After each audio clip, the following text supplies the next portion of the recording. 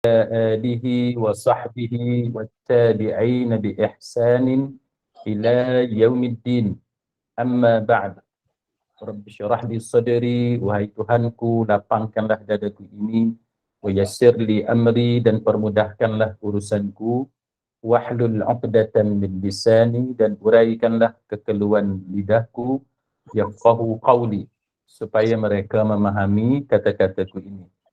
Rabbi zidni ilma, wahai Tuhanku, tambahkanlah ilmu kepadaku. Allahumma faqihna fid din, ya Allah, kurniakan kepada kami kefahaman tentang agama. Wa 'allimna ta'wil, dan ajarkanlah kepada kami ilmu ta'wil, ilmu tafsir Al-Quran. Wahdina siratal mustaqim, dan tunjukkan kepada kami jalan Engkau, jalan yang lurus. Amin ya rabbal alamin. Saudara-saudari, sahabat-sahabiah, muslimin muslimat, mudah-mudahan kita semua mendapat rahmat daripada Allah Subhanahu wa taala. Tajuk kita pada kali ini ialah berkenaan dengan kehadiran arwah dalam mimpi kita. Saya percaya ramai di kalangan kita yang mempunyai pengalaman seperti ini. Kadang-kadang yang datang dalam mimpi kita itu adalah arwah ayah ataupun ibu kita yang mungkin baru saja meninggal dunia ataupun yang sudah lama meninggal dunia. Mungkin dah 10 tahun, kan 20 tahun, tiba-tiba kita mimpi jumpa dengan almarhum ayah kita ataupun ibu kita, sedangkan mereka sudah lama meninggal dunia. Jadi timbul persoalan, kan, apakah kehadiran mereka dalam mimpi kita itu ada kedudukan yang tertentu dalam agama kita. Samalah juga ada di kalangan kita yang menceritakan bagaimana dia kehilangan pasangan hidup, isterinya meninggal dunia ataupun suaminya meninggal dunia dalam kemalangan. Kemudian beberapa hari selepas itu, mereka menceritakan bagaimana pasangan mereka ataupun ahli keluarga mereka itu hadir dalam mimpi sambil tersenyum, kan, senyum je, tapi tak cakap apa-apa pun. Jadi itu antara pengalaman-pengalaman dalam mimpi yang dialami oleh sebahagian daripada kita. Dan ada juga di kalangan kita yang dalam mimpi itu arwah, tak kira lah, kan, arwah keluarga kita ke, arwah kawan, arwah jiran ke, yang bercakap pun ada, kan, yang bercakap dan bagi beberapa pesanan-pesanan yang tertentu. Jadi ini antara persoalan-persoalan yang bermain dalam minda sebahagian daripada kita. Kan ada yang tanya apakah ini hanya permainan tidur, kan, tak ada kaitan dengan perkara sebenar, ataupun apa yang berlaku ini ada tanda-tanda tertentu. Apakah jikalau mereka, yakni arwah yang kita jumpa dalam mimpi itu, dia bagi pesanan-pesanan tertentu, apakah kita perlu ikut dan melaksanakan apa yang dia arahkan itu. Jadi ini antara perkara yang menjadi tanda tanya sebahagian daripada kita. Jadi oleh yang demikian, kita perlu merujuk persoalan ini kepada pandangan-pandangan para ulama Islam berdasarkan kepada panduan Al-Quran dan juga panduan hadis Nabi sallallahu alaihi wasallam. Barulah kita mendapat pendapat yang benar, pendapat yang tidak sesat. Jadi kita kena pastikan, we have to make sure bahawa pendapat yang kita pilih itu adalah pendapat dari kalangan para ulama yang muktabar, yang diakui oleh umat Islam dan berdasarkan kepada nas yang ada dalam Al-Quran dan juga hadis-hadis Nabi sallallahu alaihi wasallam. Maka sebenarnya untuk pengetahuan sahabat-sahabat sekalian, ramai di kalangan para ulama mengatakan bahawa orang yang telah mati boleh hadir dan berjumpa dengan roh orang yang masih hidup. Jadi ini pendapat ramai di kalangan para ulama Islam yang muktabar. Maksudnya ialah kita hidup, kita masih hidup dan kita tidur. Bila kita tidur itu roh kita ada aktiviti mereka yang tersendiri. Roh kita ada aktiviti. Maka roh kita boleh berjumpa dengan roh orang yang sudah meninggal dunia. Jadi ini antara pendapat-pendapat di kalangan para ulama Islam. Dalilnya apa? Ini yang menarik. Dan dalilnya apa? Antaranya ialah mereka bersandarkan kepada ayat Al-Quran Al-Karim, surah Az-Zumar ayat 42.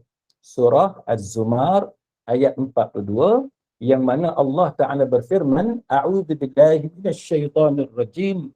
Allahu yatawaffal anfusa hina mautiha wallati lam tamut fi manamiha fayumsiku allati qada 'alaiha al-maut wa yursilul ukhra ila ajalin musamma inna fi dzalika laayatin liqaumin yatafakkarun.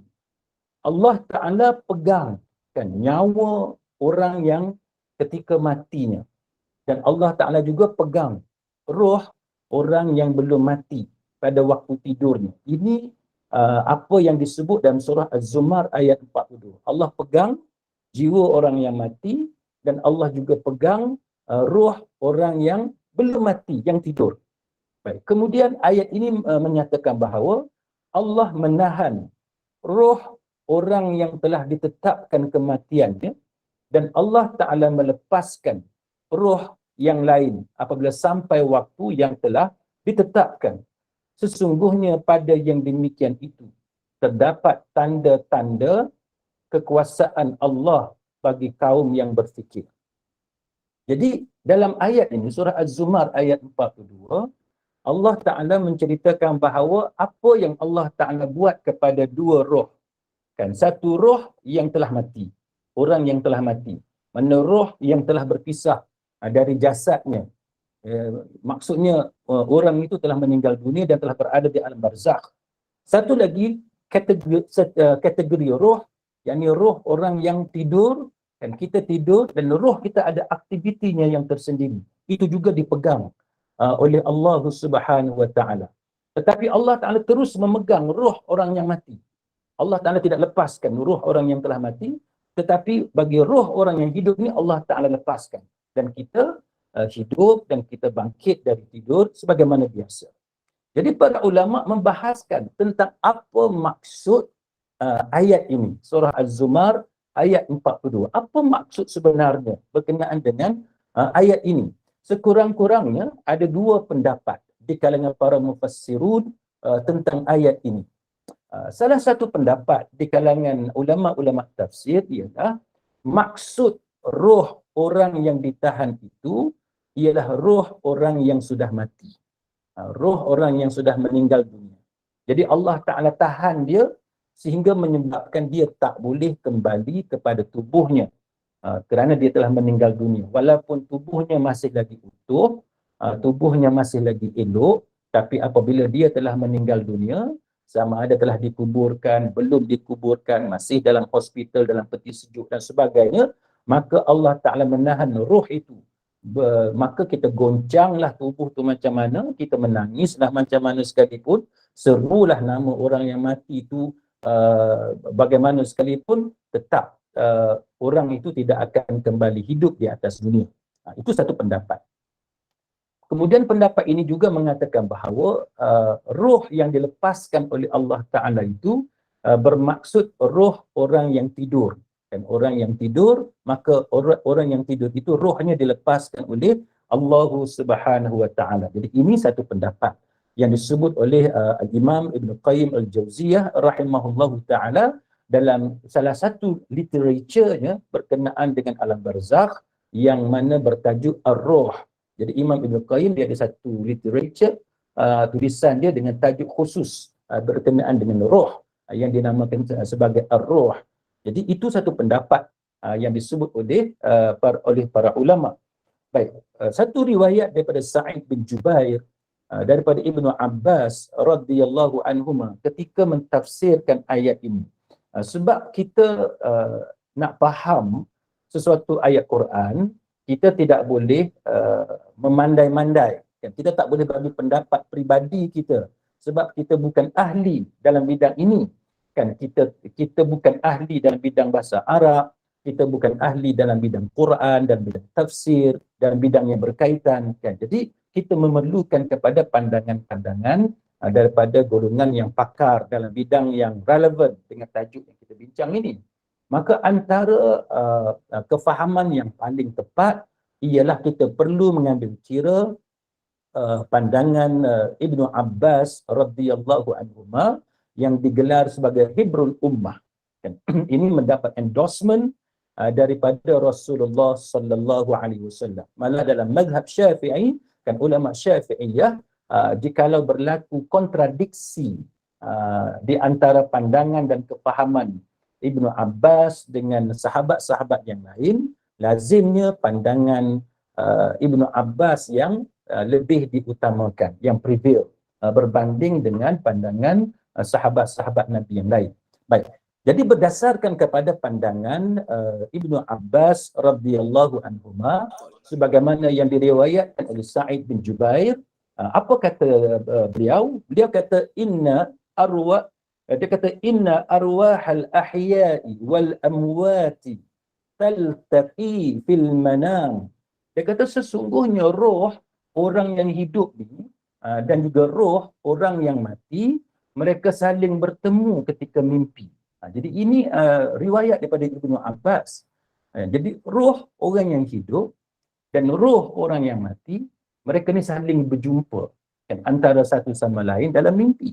Jadi kalau kita lihat kepada apa yang disebut oleh Ibnu Abbas radhiyallahu anhu, bermakna apa yang kita mimpi itu tidak semestinya, tetapi ada kemungkinan, kan, ada kebarangkalian bahawa yang kita jumpa itu memang benar-benar arwah ayah kita, kan, arwah ibu kita, arwah pasangan kita, kan. Jadi itu yang disebut oleh Ibnu Abbas radhiyallahu anhu. Jadi dia kata sesungguhnya roh orang yang hidup dan roh orang yang mati saling bertemu dalam mimpi. Kemudian fatata'arafu ma sya'allahu minha. Jadi mereka saling kenal mengenali sesuai sebagaimana yang dikehendaki oleh Allah Subhanahu wa taala. Saling kenal kan di antara satu sama lain. Maksudnya kalaulah kita bermimpi, kita tengok individu yang ada dalam mimpi kita itu, kita kata oh ini keluarga kita, kan, ini pasangan kita, suami kita, isteri kita yang telah meninggal dunia, kita kenal dia. Malah mereka juga bila mereka hadir dalam mimpi kita, mereka kenal kita, mereka nampak kita, maka mereka mengenali kita adalah ahli keluarganya, suami dia, isteri dia, anak dia, kan, ibu ataupun ayahnya, saling kenal mengenali di antara satu sama lain sesuai sebagaimana yang dikehendaki oleh Allah Subhanahu wa taala. Maknanya kalau itulah kehendak daripada Allah Ta'ala, Ibnu Abbas radhiyallahu anhu menyatakan bahawa maka mereka akan saling kenal mengenali di antara satu sama lain. Jadi apa yang berlaku selepas itu, tuan-tuan dan puan-puan sekalian, maka Ibnu Abbas kata fa idza arada jami'aha ruju'a ila al-ajsadi amsakallahu arwahal amwati 'indah wa arsala arwahal ahya'i ila ajsadiha.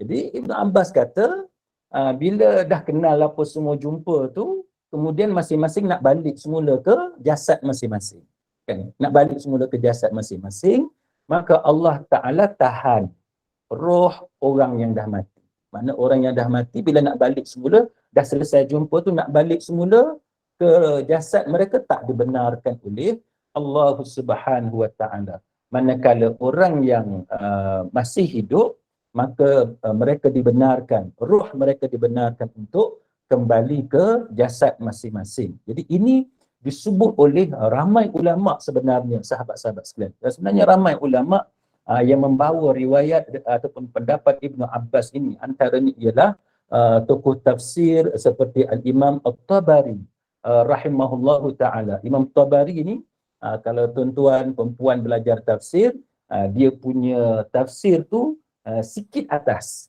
daripada tafsir Imam Ibn Katsir, kan. Imam Ibn Katsir itu yang kita belajar yang di Malaysia ni memang antara tafsir yang popular. Jadi tafsir Imam Ibn Kathir memang dia banyak mengikuti metodologi, cara, kaedah yang digunakan oleh Al-Imam At-Tabari. Jadi Imam At-Tabari antara ulama tafsir yang bawa pendapat Ibn Abbas ini. Begitu juga tokoh-tokoh tafsir yang lain seperti Al-Imam Al-Qurtubi rahimahullahu ta'ala, dan juga seperti Imam Ibn Jauzi rahimahullahu ta'ala, dan ramai lagi kan ulama-ulama muktabar yang menceritakan tentang pendapat Ibn Abbas ini, kefahaman Ibn Abbas berkenaan dengan ayat yang kita baca tadi. Maknanya di sisi Ibn Abbas radhiyallahu anhuma, roh orang yang hidup boleh berjumpa dengan roh orang yang mati. Bila mereka berjumpa ketika mimpi. Jadi kalau kita mimpi berjumpa dengan orang yang sudah meninggal dunia, maknanya ada kebarangkalian mimpi kita itu benar. Tidak semestinya semuanya benar, tetapi ada kemungkinan itu benar. Kita tak boleh kata semua itu bohong, tak boleh. Sebab apa? Sebab pendapat Ibn Abbas sendiri mengatakan bahawa memang kan ada chances tersebut yang diberikan oleh Allah Subhanahu Wa Taala, sebagaimana pendapat Ibn Abbas yang kita baca sebentar tadi. Mereka saling kenal mengenali, kita nampak dia, kita nampak arwah mak kita, arwah ayah kita, arwah pasangan kita, arwah anak kita, dan mereka juga bila mereka nampak kita, mereka kenal kita. Kan mereka kenal kita. Dan cuma bezanya ialah bila selesai pertemuan itu sekadar yang diizinkan oleh Allah Subhanahu Wa Taala, bila selesai pertemuan itu kita kembali ke jasad kita, kita bangun seperti biasa dan kita terkenang-kenang akan pertemuan itu. Manakala orang yang telah mati dia tak dapat kembali kepada jasadnya. Itu adalah pendapat yang dinaqalkan oleh ramai ulama dalam kitab tafsir masing-masing. Baik. Kemudian yang keduanya, selain daripada surah Az-Zumar ayat 42 yang kita baca tadi dan juga tafsir oleh para ulama tentang surah Az-Zumar ayat 42 itu, yang dijadikan dalil tentang kemungkinan pertemuan itu berlaku. Yang keduanya ialah kejadian yang benar-benar berlaku kepada sahabat Nabi. Dan bukan satu, ramai kan di kalangan para sahabat yang mengalami perkara ini. Antaranya yang popular, yang masyhur, yang dibincangkan oleh para ulama ialah seorang sahabat yang bernama Thabit bin Qais radhiyallahu anhu. Kan siapa dia sahabat yang bernama Thabit bin Qais ni? Sahabat yang bernama Thabit bin Qais ni satu orang sahabat yang termasuk di kalangan orang yang dijamin masuk syurga. Dia satu orang yang tawaduk, satu orang yang bagus, satu orang yang baik. Bila peristiwanya berlaku, dia berlaku ketika perang Yamamah. Dan perang Yamamah ni perang di antara tentera-tentera Islam menentang Nabi palsu yang bernama Musailamah Al-Kadzab. Peristiwa ni berlaku selepas kewafatan Nabi SAW. Ini zaman pemerintahan Sayyidina Abu Bakar Siddiq radhiyallahu anhu. Jadi apa yang berlaku dalam peristiwa perang Yamamah itu, perang pertempuran di antara orang Islam dengan tentera-tentera Musailamah Al-Kadzab, antaranya ialah terbunuhnya Thabit bin Qais. Dia mati syahid. Jadi pada waktu itu Thabit ni dia pakai baju besi. Dan kita tahulah kaedah peperangan zaman dahulu, antaranya mereka menggunakan baju besi. Kita sekarang ni kita ada vest, kan, vest kalis peluru. Zaman dahulu macam itulah kan, fungsinya lebih kurangnya mereka ada baju besi. Jadi apa yang berlaku, Thabit ni sewaktu dia terbunuh, dia mati syahid, pada waktu itu dia memakai baju besi, dan baju besi itu mahal harganya, kan, sangat bernilai, nilainya tinggi. Maka apa yang berlaku, ada satu orang ni dia terserempak dengan mayat Thabit bin Qais. Lalu dia curi, kan, dia ambil baju besi Thabit bin Qais dan dia balik. Maka bila dia ambil baju besi Thabit bin Qais ini, tiba-tiba ada satu orang Islam ni, satu orang mukmin, dia mimpi. Dia jumpa dengan Thabit bin Qais yang telah meninggal dunia. Kan, dia jumpa dengan Thabit bin Qais, sedangkan Thabit bin Qais dah mati syahid. Maka dalam mimpi tersebut, Thabit bin Qais bagi pesanan kepada individu ini Sabit kata kepada individu ini, dia kata, aku berpesan kepada kamu, aku memberi wasiat kepada kamu, dan jangan kamu kata mimpi ini mimpi yang karut, mimpi yang tidak benar. Lalu kamu tidak mempedulikan, kamu ignore mimpi ini. Jadi Thabit bin Qais dah pesan awal-awal supaya pay attention dan ambil kira mimpi ini. Sebab dia dah pesan awal-awal, jangan kamu kata mimpi ini karut sehingga kamu abaikan mimpi ini. Dia sudah ingatkan kepada individu berkenaan. Maka dia kata, Thabit bin Qais dia pesan apa? Dia kata, ketika aku mati, ada satu orang yang melalui jenazah aku dan mengambil baju besi aku. Dan dia pun sebut tempat orang tu duduk di mana. Tempat orang tu duduk di mana. Di khemah tu, jadi dalam mimpi tu, Thabit bin Qais ni, dia boleh describe kan, dengan detail. Dia boleh cerita secara detail orang tu tinggal di mana, kudanya macam mana. Lalu dia kata orang tu ada kuda. Kuda tu dia guna untuk aktiviti dia, dan dia letak ada bekas di atas baju besi aku, dan di atas tu ada pelana. Kan dia letak tu ada pelana, ada bekas apa semua. Maka dia perintahkan kepada individu itu untuk berjumpa dengan Khalid Al-Walid, suruh dia untuk memberi tugas kepada sesiapa supaya mengambil semula baju besi aku. Dan jikalau kamu bertemu dengan Khalifah Rasulullah sallallahu alaihi wasallam, jadi kalau kamu jumpa dengan Abu Bakar Siddiq, kamu bagi tahu kepada dia bahawa aku ada hutang sekian-sekian, dan juga ada hutang, ada piutang. Mana ada orang berhutang dengan dia, dan dia ada berhutang dengan orang. Maka kemudian dia pesan lagi, dia kata, hamba abdi aku, status dia merdeka. Dia sebutlah nama hamba abdi dia sekian-sekian. Dia kata hamba abdi itu status dia merdeka. Maka dia kata, jangan kamu kata ini hanya mimpi kalut. Nah, dia kata, jangan kamu kata mimpi ini mimpi yang tidak benar, lalu kamu ignore mimpi ini. Dia kata. Maka individu berkenaan sedar, dia terbangun, dia pun berjumpa dengan Khalid Al-Walid radhiyallahu anhu, dan dia bagi tahu kisah mimpi dia tadi bertemu dengan Thabit bin Qais. Lalu Khalid Al-Walid dia hantar beberapa orang untuk mengambil baju besi itu, dan dia memperhatikan, dia tengok, dia perhatikan, dia tengok, betul sebagaimana yang disebut oleh Thabit bin Qais. Ada khemah yang paling ujung, ada kuda yang dah ada dengan alat-alat dia apa semua. Lalu mereka masuk dalam khemah tersebut, tak ada orang.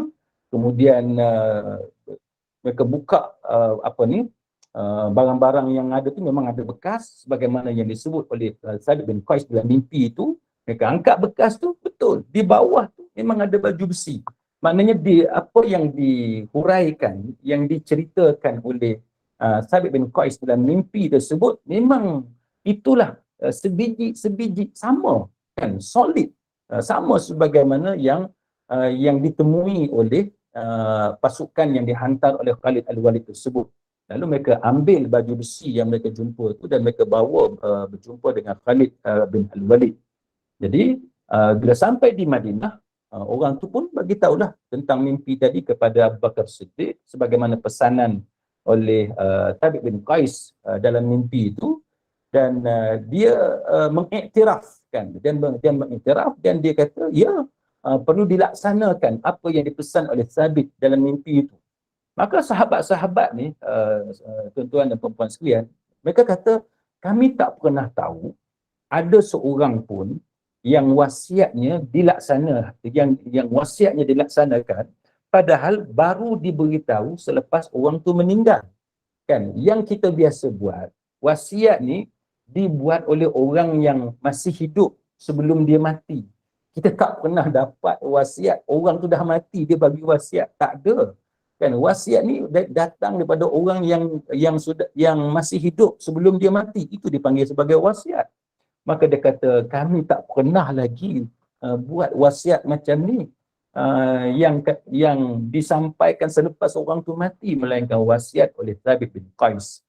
Ini disebut dalam riwayat Al-Baihaqi dan sebagainya berkenaan dengan kisah ini. Dan kisah ini juga berlaku kepada ramai ulama-ulama yang lain, dan Imam Ibn Qayyim sebagai contoh, dia bawakan kisah-kisah ni dalam kitab dia Ar-Ruh, yang menunjukkan bahawa Imam Ibn Qayyim Al-Jauziyah rahimahullahu ta'ala, dia bersetuju bahawa ada kemungkinan boleh jadi benar kan kalau kita berjumpa dengan roh orang yang masih hidup, kalau kita berjumpa dengan roh orang yang sudah mati. Maknanya orang yang sudah mati boleh berjumpa dengan orang yang masih hidup ketika dalam mimpi. Cuma ada syarat-syarat penting yang perlu kita perhatikan sebelum kita percaya bahawa itu adalah mimpi yang benar. Sebagai contoh dalam peristiwa Thabit bin Qais tadi, antara panduan yang bagusnya yang boleh kita jadikan sebagai pelajaran kepada kita semua ialah jikalau pesanan dalam mimpi itu menepati fakta-fakta yang ada, kan, katalah dalam mimpi itu, dalam pertemuan itu kita jumpa dengan arwah ayah kita, arwah mak kita ataupun arwah pasangan kita. Dia pesan, dia kata dia ada hutang sebagai contoh yang dia belum bayar, let's say 10,000 dia ada hutang. So dia bagi tahu kata hutang tu dengan sepupu dia. Jadi kita bangun dari tidur, kita tahu itu mimpi. Jadi kita nak pastikan mimpi itu benar ataupun tidak, kita pergi jumpalah dengan sepupu dia tu, tanya dia, betul ke ada hutang apa-apa? Jadi kalau apa yang diberitahu oleh si fulan itu menepati dengan fakta yang ada dalam mimpi, mana itu benar.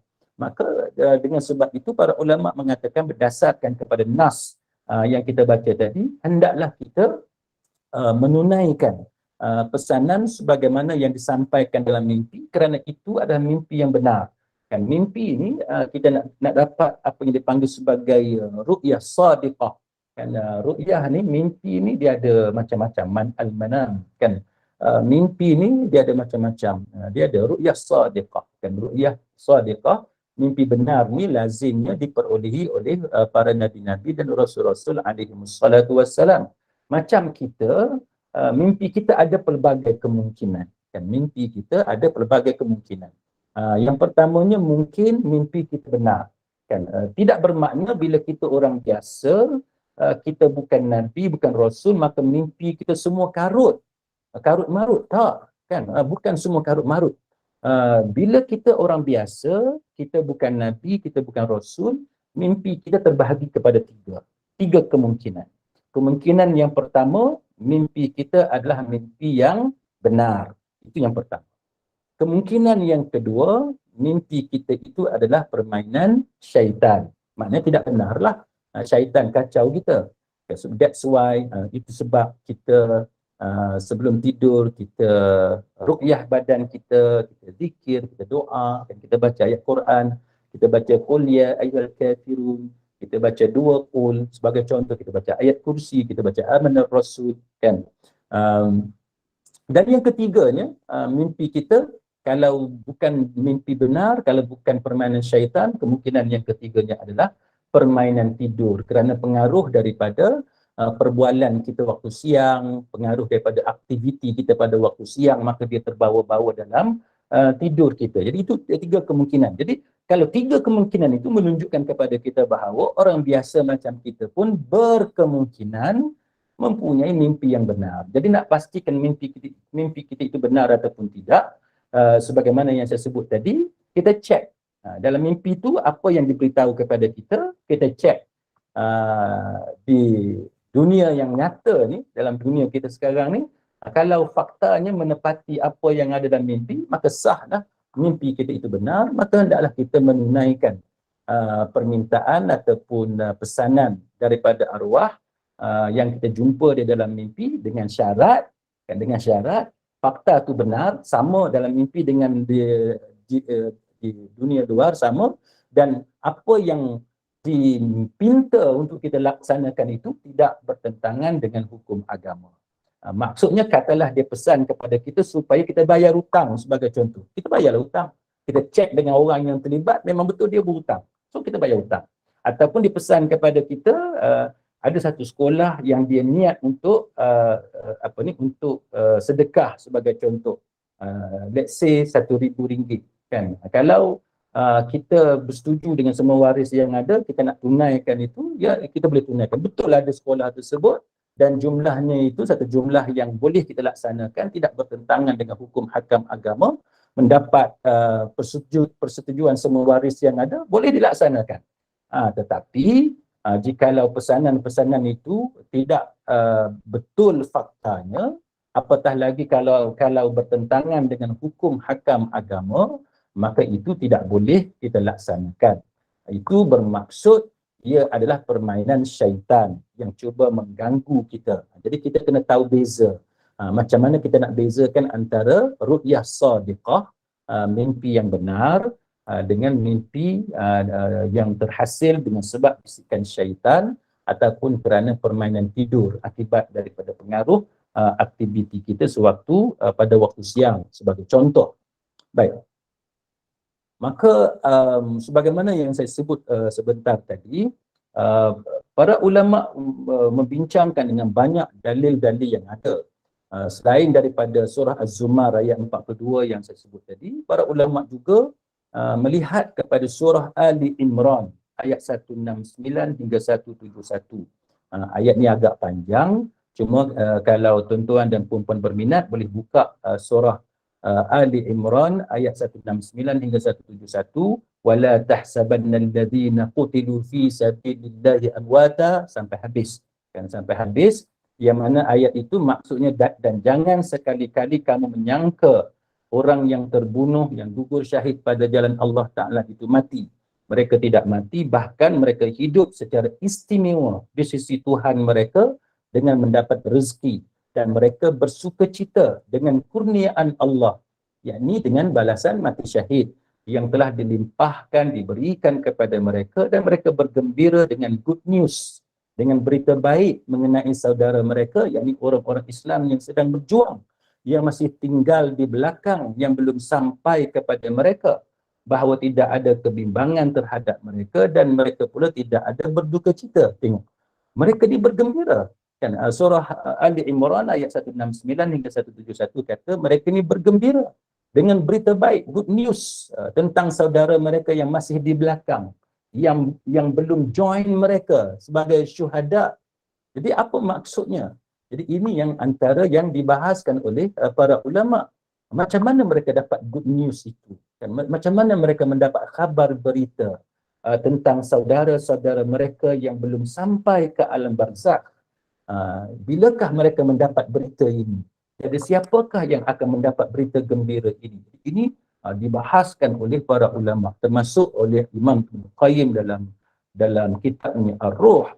Contohnya Imam Ibn Qayyim dia kata Allah Ta'ala mengkhabarkan kepada kita tentang orang yang mati syahid, bahawa mereka ni hidup di sisi Tuhan dengan mendapat rezeki, mereka bergembira dengan khabar baik. Orang-orang Islam yang sedang berjuang, yang masih tinggal di belakang, yang belum sampai kepada mereka lagi. Jadi apa maksud dia? Kan Syekh Abdul Rahman As-Sa'di rahimahullahu ta'ala dia kata yang dimaksudkan ialah mereka saling memberitahu cerita tu. Mereka saling membawa khabar berita antara satu sama lain berkenaan dengan saudara mereka yang belum sampai lagi, bahawa mereka akan dapat seperti mana apa yang mereka akan dapat. Baik. Jadi ini yang dibahaskan. Jadi macam mana tu? Contohnya begini, senang untuk kita tengok dia punya kronologi, kan? Bila seseorang tu meninggal dunia, kan? Seseorang tu meninggal dunia, bila dia meninggal dunia, selepas selesai pengurusan jenazah, kan? Dimandikan, dikafankan, disolatkan, dibawa, diiring ke tanah perkuburan, kan? Maka kita dikebumikan, kan, mayat itu, jenazah itu dikebumikan, dikambus. Baik, itu adalah permulaan kepada alam barzakh, kan, alam barzakh.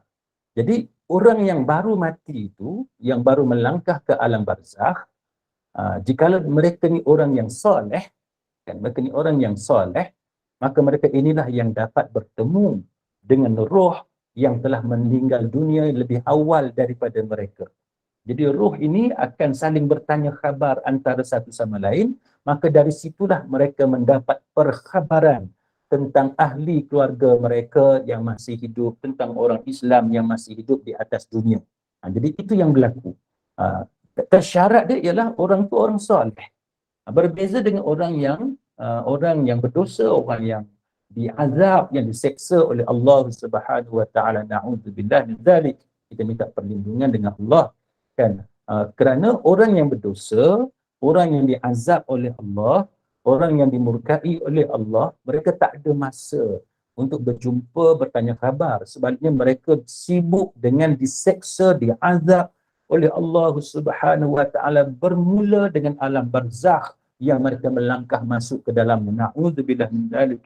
Kan sebab tu bila kita baca doa untuk saudara-saudara kita yang meninggal dunia, kalau sahabat-sahabat sekalian boleh ingat semula apa yang kita doakan. Antaranya kita doa Allahumma ghfir lahu, sebagai contoh kalau lelaki lah, kan. Kalau perempuan, Allahumma ghfir laha, Allahumma ghfir lahu warhamhu wa'afihi wa'fu anhu wa akrim nuzulahu.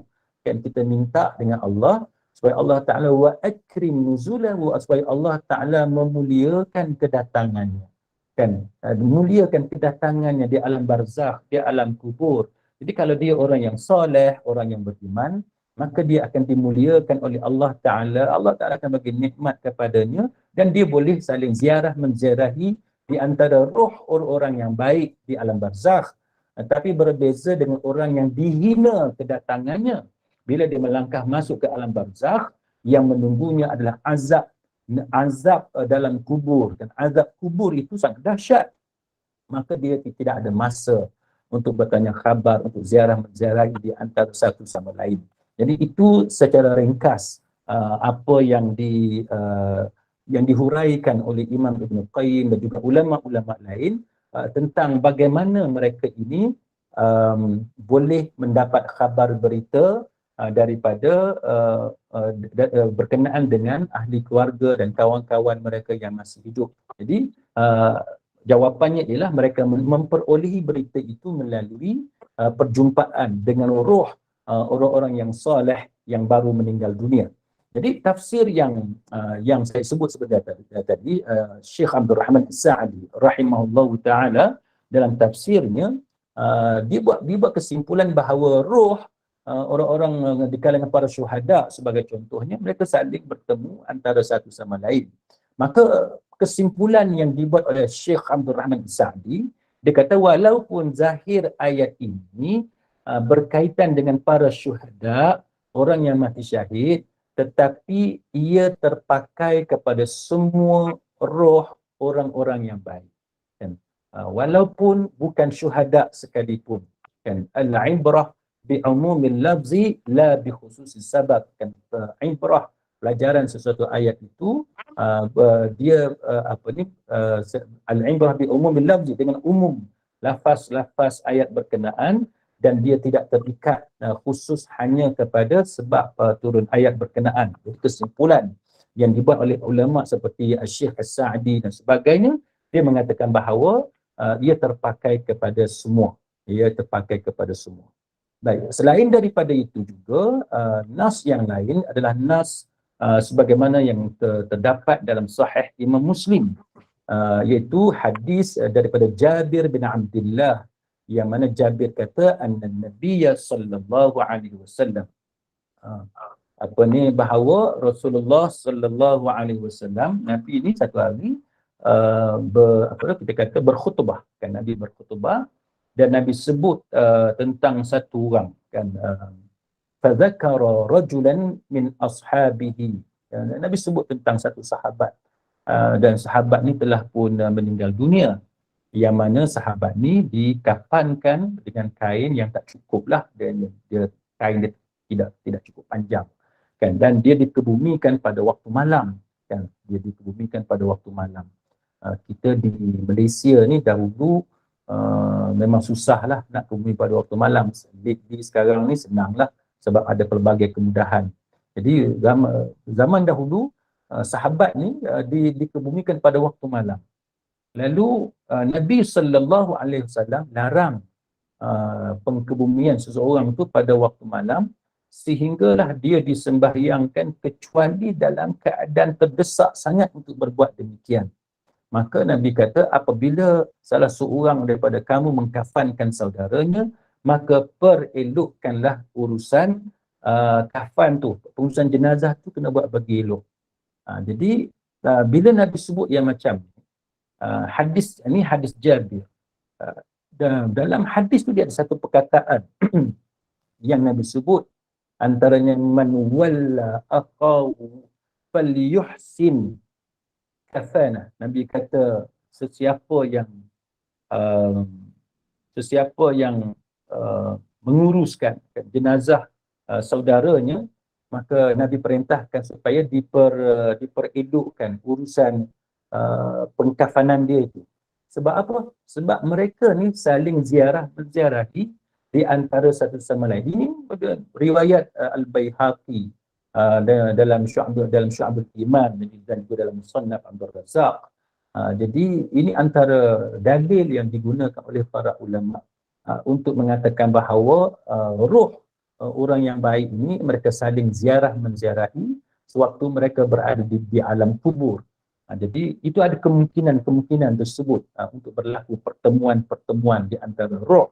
Dan Imam Suyuti yang merupakan seorang ulama dalam mazhab Syafi'i, bila dia mengulas tentang hadis ni, dia kata hadis ni hadis yang kuat, kan, boleh digunakan sebagai hujjah. Hadis ni hadis hasan sahih dan dia mempunyai syawahid, kan, jalur sanad melalui sahabat yang berbeza. Jadi bermakna hadis ini boleh dijadikan dalil dan hujjah oleh para ulama untuk menunjukkan bahawa memang berlaku pertemuan di antara roh dengan roh. Selain daripada itu juga ada satu lagi riwayat daripada jalur sanad perawi bernama Muslim bin Ibrahim Al-Warraq, yang mana dia kata fi quburihim wa yatazawaruna yatabahawna, mereka saling berbangga, kan, mereka saling berbangga dan saling menziarahi dalam kubur mereka. Ini yang disebut dalam satu riwayat yang lain. Mana seronoklah, kan, kita jumpa, seronok bertanya khabar, saling menziarahi di antara satu sama lain walaupun berada di alam barzakh, walaupun telah meninggal dunia. Jadi itu antara kehidupan roh orang-orang yang saleh. Selain daripada itu juga ada satu lagi hadis yang juga hadis yang panjang, saya sebut terjemahannya sahaja, dan hadis ni terkandung dalam Sunan Nasa'i dan juga dalam Sunan Al-Kubra, dalam Sunan Nasa'i dan juga dalam Sahih Ibn Hibban yang mana Nabi SAW bagi tahu apabila satu orang mukmin itu dia nazak, maka datang malaikat rahmat kepada dia dengan membawa sutera putih. Ini cerita proses kematian orang-orang yang soleh, yang mana kita semua sangat berharap supaya kita termasuk di kalangan orang seperti ini. Kita dimatikan, dicabut nyawa kita, roh kita oleh para malaikat dengan cara yang sama sebagaimana cara dilayani roh orang-orang soleh yang lain. Sebab apa? Sebab sangat istimewa sebenarnya orang yang baik, kan, orang yang soleh apabila mereka meninggal dunia. Iaitu dalam hadis ni Nabi sebut datang malaikat rahmat, dia bawa sutera putih, kan, dan malaikat ni kata keluarlah wahai roh dalam keadaan lagi diredai kepada Allah, penuh rahmat, tidak dimurkai oleh Tuhan. Dan roh itu keluar dan dia keluar tu seperti bau wangian yang terbaik sehingga bau tersebut sampai ke pintu langit. Ini yang kita mahu sebenarnya, kan. Kita hidup atas dunia ni pun kalau kita jumpa orang-orang yang hebat, bau dia tu, kan, orang-orang yang elit, kan, bangsawan, dia ada bau, dia ada pakai perfume yang terbaik. Kalau kita jumpa selebriti sebagai contoh, kan, orang-orang yang ternama, pakaian dia, bau dia. Kalau kita check in hotel yang mahal-mahal sebagai contoh, kan, hotel yang mahal, kita masuk pintu tu kita dah boleh rasa dia punya suasana dia, bau dia, pencahayaan dia dengan muziknya dan sebagainya. Itu contoh, kan, benda yang kita boleh rasai bezanya antara hotel yang terbaik dengan hotel budget, kan, antara orang yang berada dengan orang yang susah, antara orang yang berpangkat tinggi dengan orang yang tidak ada pangkat. Itu pun sudah ada perbezaan dari segi kedudukan di atas dunia. Maka di akhirat yang merupakan darjat yang hakiki, yang sebenarnya. Dunia ini hanya permainan dan senda gurau, tapi di akhirat perbezaan darjat itulah yang sebenarnya. Orang yang baik walaupun dia miskin macam mana sekalipun, walaupun dia berpenyakit macam mana sekalipun, dia buruk macam mana sekalipun, tapi kalau dia seorang yang saleh, yang sangat diredai oleh Allah Subhanahu Wa Taala, maka kematiannya adalah antara kematian yang terbaik. Jadi buktinya hadis yang Nabi menceritakan tentang kematian orang-orang tadi, iaitu roh dipanggil keluar oleh para malaikat, dan dia keluar dan seperti bau wangian yang terbaik, sehingga bau itu punya semerbak kuatnya, bau itu dia boleh sampai ke pintu langit, dan sehingga kan para malaikat di langit bertanya tentang bau tersebut, wanginya, bau yang kamu bawa dari dunia. Rupa-rupanya apa yang mereka bawa? Mereka bawa roh, roh orang saleh. InsyaAllah kita antara yang termasuk dalam roh tersebut. Dan roh orang saleh. Dan roh itu dibawa menemui roh orang yang beriman. Yang mana pada ketika itu semua orang-orang beriman ni yang didatangi oleh roh orang yang baru mati, yang saleh, yang baik-baik ini, mereka sangat gembira menyambut kedatangan roh yang baru tadi. Lalu mereka bertanya kepada roh yang baru sampai tadi, apa yang orang ni buat, apa yang orang ni buat. Jadi mereka bertanya. Jadi itu yang menyebabkan mereka mendapat khabar berita tentang kita di atas dunia.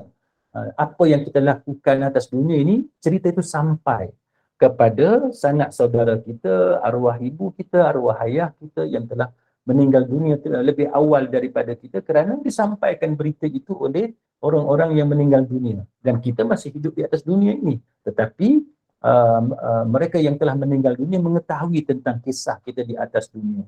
Sebab mereka inilah yang akan bertanya kan kepada roh yang baru sampai ke langit. Jadi para malaikat pun berkata, tinggalkanlah dia, sesungguhnya dia pernah berada dalam kesedihan dunia. Kan? Lalu roh itu berkata, apa yang menyebabkan kamu ke sini? Mereka menjawab, dia telah dibawa dari ibunya. Ketika mana orang kafir nazak datang kepadanya malaikat azab dengan membawa gunting. Dan lalu para malaikat berkata, keluarlah wahai roh dalam keadaan murka lagi dimurkai. Ini kisah kalau roh orang yang jahat. Na'udzubillah min dzalik. Moga-moga kita tidak termasuk di kalangan orang yang jahat, yang mati dalam su'ul khatimah. Sebab itu saudara-saudara sekalian, kita sentiasa diajar untuk berdoa. Allahumma khtim lana bihusnil khatimah wa la takhtim alaina ya Allah bisu'il khatimah. Dan ya Allah, matikanlah aku, matikanlah kami dalam keadaan husnul khatimah, dalam keadaan penghabisan yang baik, yang cantik. Kan wala takhtim alaina ya Allah, janganlah engkau habiskan, sudahi kehidupan kami ini dengan kesudahan yang buruk, kesudahan yang jelek, yang jahat. Kan itu antara doa yang kita sentiasa baca, yang kita harapkan Allah Ta'ala takdirkan dengan pengakhiran yang baik kepada kita. Maka ruh yang jahat ini dicabut dalam keadaan dimurkai oleh Allah, dalam keadaan dikenakan azab oleh Allah, dan ruh ni bau dia sangat busuk seperti bau nanah yang keluar daripada bangkai yang berkeput, dan bau itu sampai ke pintu dunia, sehingga para malaikat berkata busuknya bau nanah ini sehingga mereka membawa roh orang-orang yang kafir. Jadi ini kisah ini tuan-tuan dan puan-puan sekalian menunjukkan bahawa bezanya kehidupan roh orang-orang yang baik dengan roh orang-orang yang jahat.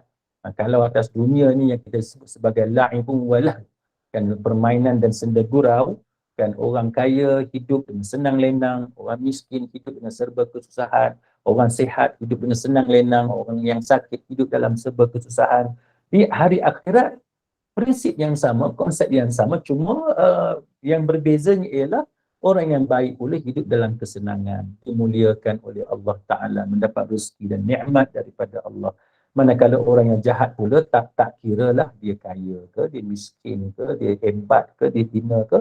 Kalau dia orang yang jahat, maka dia akan diazab oleh Allah Ta'ala, dan roh ini tidak ada peluang untuk menziarahi kaum keluarganya dan sebagainya, kerana mereka disibukkan dengan azab daripada Allah Subhanahu Wa Ta'ala. Jadi Imam Ibn Qayyim Al-Jauziyah rahimahullahu ta'ala, dia kata roh memang terbahagi kepada dua. Roh yang diazab dan roh yang diberi nikmat. Maka roh yang diazab memang tak ada masa. Sebab dia sibuk dengan azab. Sehingga tak ada masa untuk jumpa, ziarah, menziarahi di antara satu sama lain. Manakala roh yang baik-baik ni mereka akan saling bertemu, bertanya khabar, ziarah, menziarahi, saling mengingat mengingati antara satu sama lain, bercerita tentang apa yang pernah mereka lalui di dunia, apa yang berlaku kepada kaum keluarga yang masih hidup dan sebagainya. Sebagaimana yang kita lakukanlah atas dunia ni, kita jumpa dengan kawan kita, mengetih, minum kopi, kan, bersembang dan sebagainya, keluar berjalan-jalan. Tapi di hari akhirat, walaupun cerita tu macam tu, tetapi sudah tentulah di hari akhirat keadaannya tidak sama dengan apa yang berlaku atas dunia. Tetapi apa yang berlakunya adalah saling bertanya khabar, ziarah menziarahi di antara satu sama lain. Jadi ramai lagi ulama lain seperti Al-Imam Al-Qurtubi rahimahullahu ta'ala juga termasuk di kalangan tokoh mufassir, di kalangan para mufassirun yang bersetuju bahawa memang orang baik-baik akan berjumpa di antara satu sama lain. Jadi sebagai kesimpulan dia, tuan-tuan dan puan-puan sekalian, sebelum saya akhiri kuliah kita pada malam ni, itu menjawab sebenarnya apa yang menjadi persoalan di kalangan kita. Bila kita tidur, kita mimpi, kita berjumpa dengan arwah, kan, arwah ayah kita, arwah kawan kita dan sebagainya, pasangan anak kita yang telah pergi lebih awal daripada kita, maka jawapannya ialah saya tidak mengatakan bahawa mesti betul, tetapi berdasarkan pendapat-pendapat yang telah kita huraikan tadi menunjukkan bahawa kemungkinan itu ada, bahawa ia benar. Cuma syaratnya ialah kita kena pastikan bahawa apa yang kita temui dalam mimpi itu, yang disampaikan oleh arwah kepada kita itu, hendaklah menepati fakta yang benar dan juga tidak bercanggah dengan Al-Quran dan hadis. Jadi jikalau itu benar, permintaannya itu adalah permintaan berdasarkan fakta yang benar, sebagai contoh yang kita sebut tadi, hutang dan sebagainya, maka kalau pesanan-pesanan itu bila kita cek, kita periksa, terbukti benar, maka kita tunaikanlah sebagaimana apa yang diminta dalam mimpi itu. Tapi kalau tidak benar, maka anggaplah itu sebagai permainan tidur, sebagai bisikan syaitan yang cuba mempermainkan kita. Jadi itu antara cara kita membezakan, disebut sebagai dawabit dan parameter. Itu antara parameters yang kita boleh gunakan kayu ukur bagaimana nak membezakan antara mimpi yang benar dengan mimpi permainan tidur ataupun mimpi daripada syaitan. Mudah-mudahan kita tidak terpedaya dengan usaha syaitan untuk menyesatkan kita, untuk melaga-lagakan kita dengan adik-beradik, dengan kawan-kawan kita dan sebagainya. Yang penting kita sentiasa pastikan apa yang kita lakukan itu sentiasa tidak menyalahi Al-Quran dan juga hadis-hadis Nabi sallallahu alaihi wasallam dan juga pendapat para ulama yang muktabar.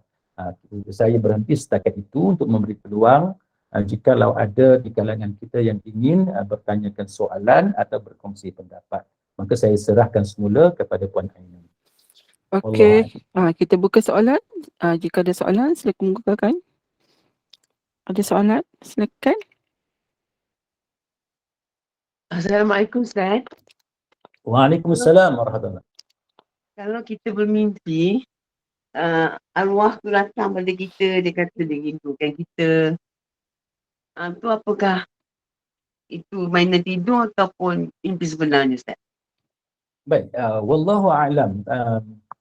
Contohnya katalah arwah datang kepada kita dalam mimpi kita, dalam mimpi kita itu dia kata dia rindukan kita, dia ucap perkara-perkara positif, kan. Yang dia ucapkan tu benda-benda positif, bukan perkara-perkara negatif. Jadi para ulama apabila bercakap tentang tafsir mimpi, tadbir mimpi, macam mana kita nak memahami mimpi dan sebagainya, mereka mengatakan bahawa jikalau yang datang itu dalam bentuk positif, maka kita perlu menerimanya dengan cara yang positif.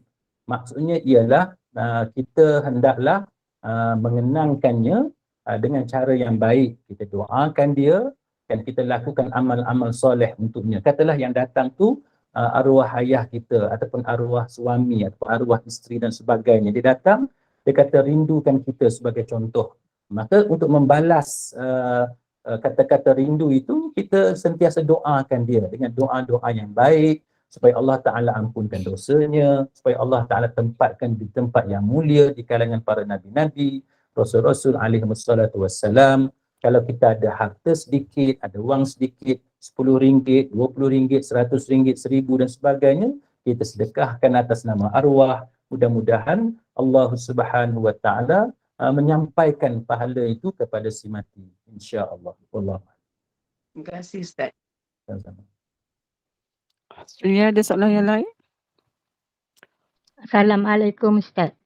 Waalaikumsalam warahmatullahi. Baru ni dalam hari malam Jumaat, saya mimpi arwah suami saya datang tidur di sebelah saya. Tapi tak ada bercakap apa-apa lah. Arwah suami saya dah meninggal 11 tahun lah. Jadi itulah saya mimpikan dia datang tidur di sebelah saya lah. Bila saya kadih nak peluk, saya pun terkejut. Tapi selepas tu saya kahwin kedua, suami saya pun meninggal jugalah. 4 tahun. Jadi selalu kita dengar orang kata kalau kita dah kahwin kali kedua, makna suami yang pertama tu putus hubungan lah. Macam mana tu Ustaz? Ya, wallahu a'lam. Sebenarnya para ulama mempunyai beberapa pendapat tentang situasi isteri yang mempunyai beberapa suami. Sebagai contohnya puan lah, suami pertama bercerai ataupun meninggal dunia, kemudian ada suami kedua, suami ketiga dan sebagainya. Baik, bagi sesiapa dalam situasi seperti puan, iaitu ada beberapa suami, sekurang-kurangnya ada 2 pendapat di kalangan para ulama tentang apabila kita berada dalam syurga nanti kita akan berada dengan suami yang mana satu. Kan, sebahagian ulama mentarjihkan pendapat yang mengatakan suami terakhir. Itu satu pendapat. Maksudnya kalau puan ada 2 suami, kalau berdasarkan pendapat yang pertama itu, suami yang kedua lah puan akan bersamanya dalam syurga nanti, insya-Allah. Kemudian ada pendapat yang kedua. Pendapat yang kedua ni sebenarnya ramai ulama yang mentarjihkan pendapat yang kedua, iaitu antara 2 suami, suami yang mana satukah yang puan akan bersamanya dalam syurga nanti.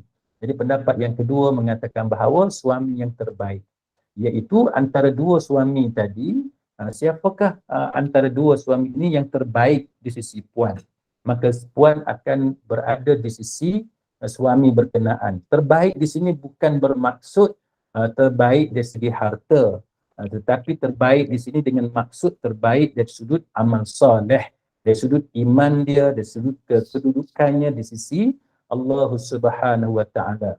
Jadi berbalik kepada soalan puan tadi, apabila puan bermimpi, suami puan datang dalam mimpi itu, tidur di sebelah puan ataupun seumpamanya, maka kita bersangka baik. Kan, kita bersangka baik bahawa dia merindui puan.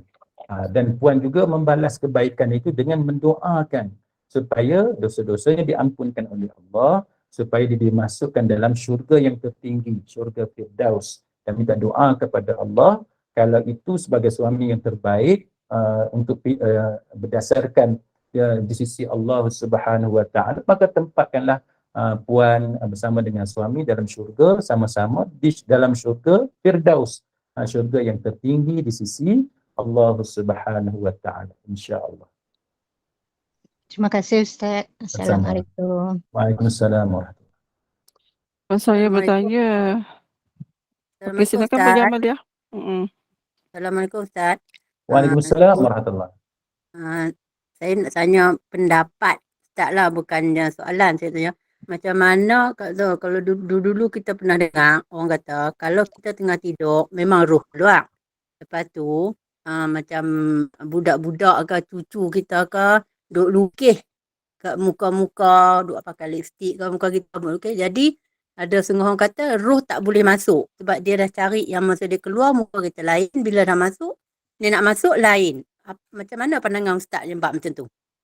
Baik, wallahu alam. Puan, sebenarnya persoalan roh ini pernah ditanya oleh kaum musyrik kepada Nabi sallallahu alaihi wasallam, kan.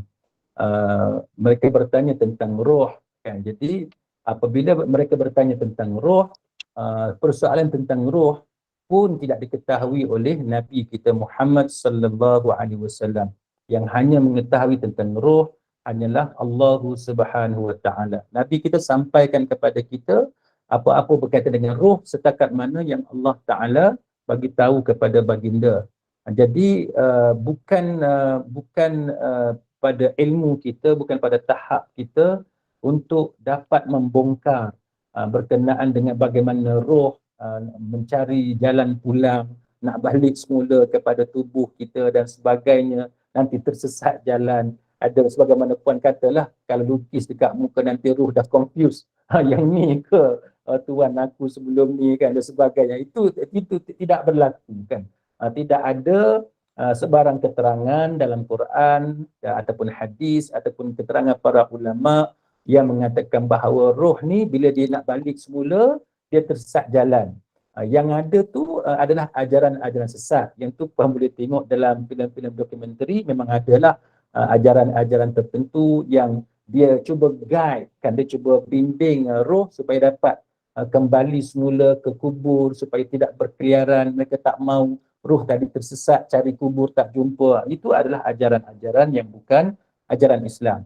Di sisi kita sebagai orang Islam, kita meyakini walau rumah kita diceruk mana sekalipun, roh boleh kembali jalan pulang. Walaupun kita bertukar pakaian, kita selimut muka kita sekalipun, itu tidak menjadi isu, tidak menjadi masalah kepada roh untuk kembali kepada kita. Bagaimana roh tu keluar dari tubuh, bagaimana roh tu kembali kepada tubuh kita, itu tidak menjadi masalah untuk kita bincangkan. Jadi apa yang kita nak bincangkan sekarang ini ialah bagaimana untuk kita berinteraksi dengan arwah yang datang dalam mimpi kita supaya kita tidak berinteraksi dengan cara yang salah dari segi agama. Wallahu a'lam. Baik. Soalan dari Jamaliah Nur nak bertanya, silakan. Tuan Jamaliah Nur, angkat tangan. Assalamualaikum Ustaz. Waalaikumsalam warahmatullahi. Macam saya kan tak pernah bermimpi dengan arwah mak dan ayah. Dia dah lama dah meninggal, tapi tak pernah mimpi. Tapi kita setiap hari, setiap lepas solat kan kita mendoakan dan menghadiahkan apa amalan bacaan kita kepada arwah lah.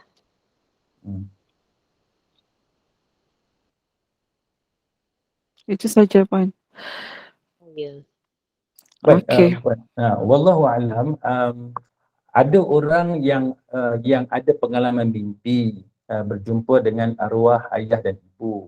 Dan macam Puan Jamaliah tadi, kalau Puan Jamaliah tadi ataupun Puan Jamilah tadi tidak ada pengalaman bertemu dengan arwah ayah dan ibu. Sebenarnya ramai pun orang yang tidak ada pengalaman bermimpi dengan arwah ayah dan ibu mereka. Sebenarnya dalam agama kita, saya tidak pernah berjumpa ataupun saya tidak pernah mengetahui bahawa orang yang bermimpi berjumpa dengan arwah ayah dan ibu itu ada keistimewaan tertentu. Tidak ada.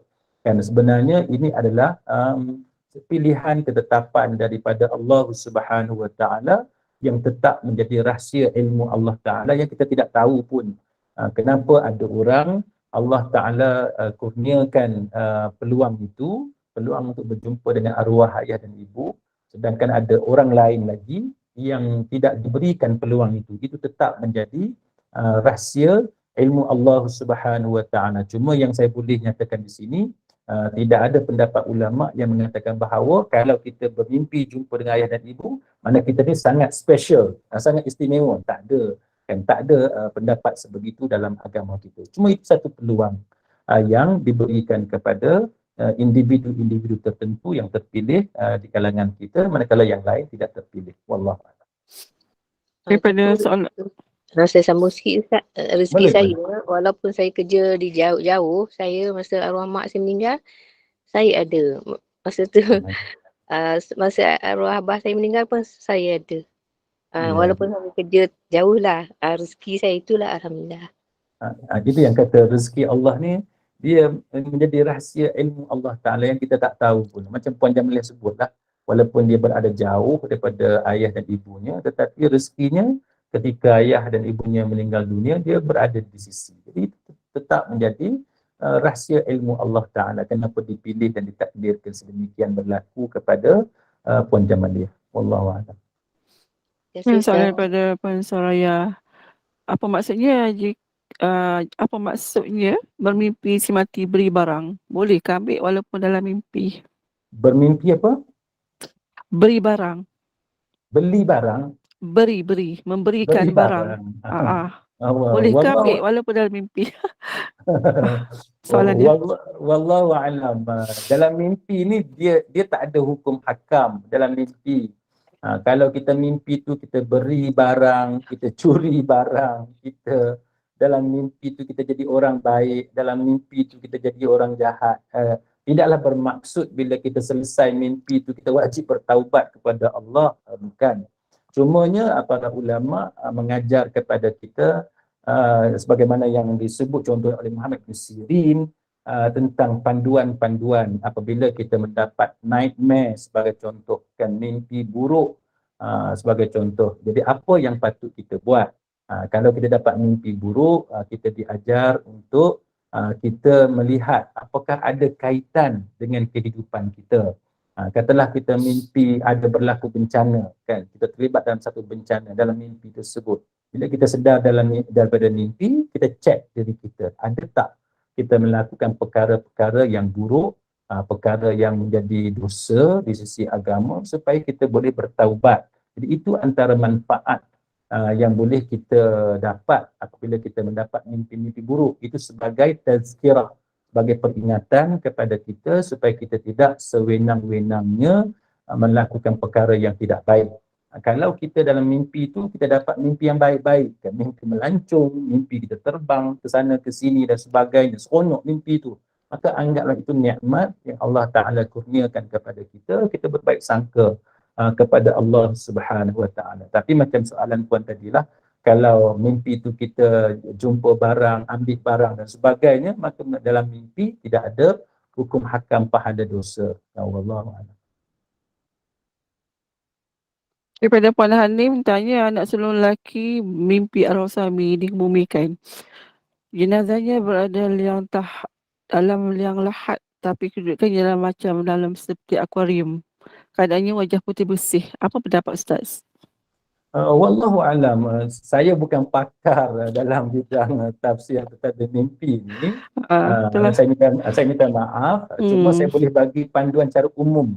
Saya boleh bagi panduan secara umum sebagaimana yang saya sebut tadilah, bagi tuan-tuan, perempuan yang berminat untuk tahu tentang tafsir mimpi, cara nak faham arti mimpi, boleh pergi ke kedai buku agama, cari buku tentang tafsir mimpi ini oleh Muhammad ibn Sirin. Dan Muhammad ibn Sirin ini antara yang terbaik lah yang ada berdasarkan Quran dan hadis. Boleh rujuk di situ. Tapi secara umumnya, sebagaimana panduan yang diberikan oleh para ulama, kita boleh anggap itu sebagai satu nikmat dan kita bersangka baik kepada Allah. Mudah-mudahan itu tandanya almarhum meninggal dunia dalam keadaan husnul khatimah, dalam keadaan yang baik dan mendapat pengakhiran yang diredai oleh Allah Subhanahu Wa Taala, insya-Allah. Ya, ada soalan?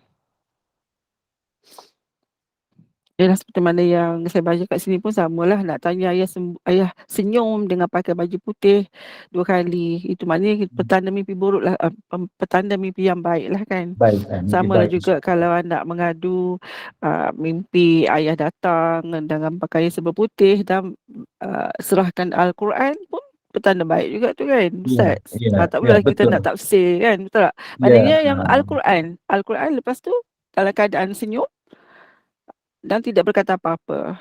So itu hmm. pun tanda baik juga kan Ustaz?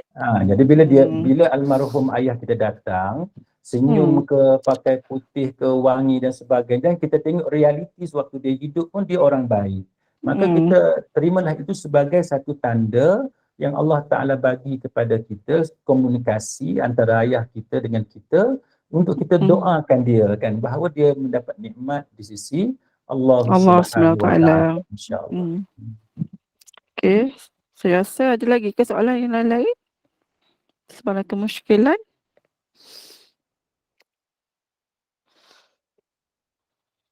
Saya rasa setakat itu saja Ustaz, semua dah jelas lah. Baik, insya-Allah. Kan Ustaz, kita bolehlah tutup dengan terima kasih Ustaz atas perkongsian ilmu dan insya-Allah kita jumpa lagi pada lain waktu yang sama. Malam ni yang malam yang pertama kita perkongsian ilmu, biasanya waktu pagi Ustaz kan? Tapi tak, insya-Allah kita akan jumpa lagi dan semoga perkongsian ilmu ini dapatlah memberi sedikit sebanyak membantu kita memberikan penyesalan dan kefahaman berkaitan dengan mimpi-mimpi ni. Dan Ustaz, bila kita tangguhkan dulu dan tutup dengan tasbih kafarah dan solat asr. Baik, sedang hadirin mukminin, terima kasih kerana bersama-sama dalam majlis pada malam ini. Jadi dalam cerita-cerita tentang alam barzakh ini, kita tidak boleh secara pasti mengatakan bahawa si mati itu masuk syurga, si mati ini masuk neraka, si mati itu dapat nikmat atau dapat azab. Tidak boleh secara pasti. Kita hanya boleh berbaik sangka kan dengan Allah Ta'ala. Itu tanda Allah Ta'ala redha kepada dia, mungkin kan. Dan kita doakan kepada Allah supaya itu menjadi tanda yang baik, dan kita harapkan supaya arwah bergembira di sisi Allah Subhanahu wa Ta'ala. Maka kita akhiri kuliah kita pada malam ini dengan tasbih kafarah dan surah Al-Asr. Subhanakallahumma wa bihamdik asyhadu an la ilaha illa anta astaghfiruka wa atubu ilaik. A'udzu billahi minasy syaithanir rajim. Bismillahirrahmanirrahim. Wal 'asr. Innal insana lafi khusr illa alladhina amanu wa 'amilus salihat wa tawasaw bil haqq wa tawasaw bis sabr. Wabillahi taufiq wal hidayah. Wassalamualaikum warahmatullahi wabarakatuh. Terima kasih Ustaz. Waalaikumsalam. Terima kasih Ustaz. Sama-sama. Waalaikumsalam.